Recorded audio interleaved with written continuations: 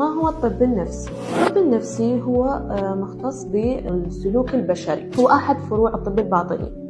زين، من خلال تجميع الأعراض والعلامات النفسية للمريض واستثناء الأمراض الجسدية. طبعا إحنا بمجتمعنا بشكل عام نعطي أهمية للأمراض الجسدية ونهمل الأمراض النفسية، وعلى الرغم أنه هي ممكن تكون بشكل يؤذي المريض نفسه أكثر من الأمراض الجسدية.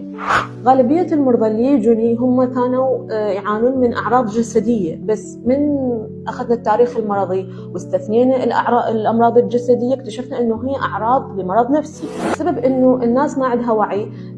المنطين أهمية للأمراض الجسدية وهاملين الجانب النفسي يعني سواء المريض نفسه أو اللي داير ما دايره، كلهم ما عندهم وعي بهذا الموضوع. نكتشف تالي أنه هذا مرض نفسي، سواء كانت حالات الاكتئاب أنه هو ممكن يجي على شكل آلام بالجسم أو صداع مستمر، سواء أعراض الوسواس القهري اللي هي ممكن مرات تجي على شكل آلام، ممكن تغيرات بالتصرفات البشر نفسه، يعني الإنسان بنفسه تبدأ تتغير شخصيته وتصرفاته.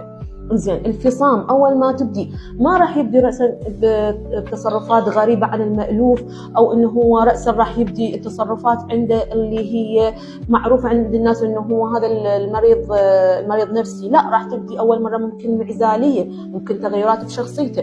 فبهيك حالة لازم ننتبه على العلامات البداية حتى نقدر نصلحها، مثل ما يقولون نبدي وياها خطوة بخطوة، نتخذ الإجراء الصحيح بها من البداية، لأن كل تأخير على المريض النفسي راح يكون معناها أخذ مجال أكثر من الحيز اللي هو محتاجه يعني المريض، راح يأثر على حياته أكثر، راح يأثر على الجانب الحياتي مالته، راح يأثر على الوظيفة مالته. هو يعني يمكن ما ببيته ما راح يكون كزوج أو كأخو، يعني يكون عصبي زايد، يضرب جهاله، هاي وحده من الاعراض ممكن.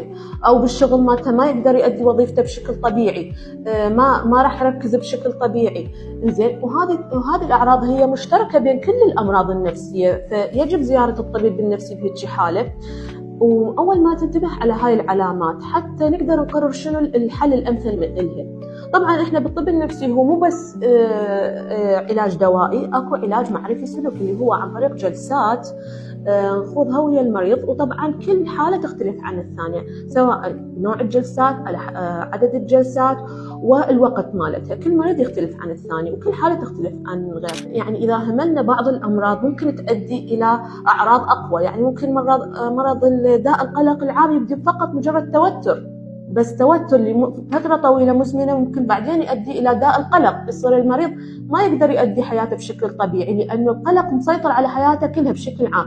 فتبدي عنده بعد أعراض أقوى، مثلا تتحول ممكن إلى داء الهلع، فوبيا تصير عنده من بعض الحالات، بينما هي بالبداية كانت مجرد توتر ونقدر نتعامل وياها ونقدر نعلمه شلون يتعامل وياها بالبداية. فالمراجعة المبكرة للأمراض النفسية من الأولويات المفروض تكون، مثل ما المراجعة الجسدية هي من الأولويات للمريض.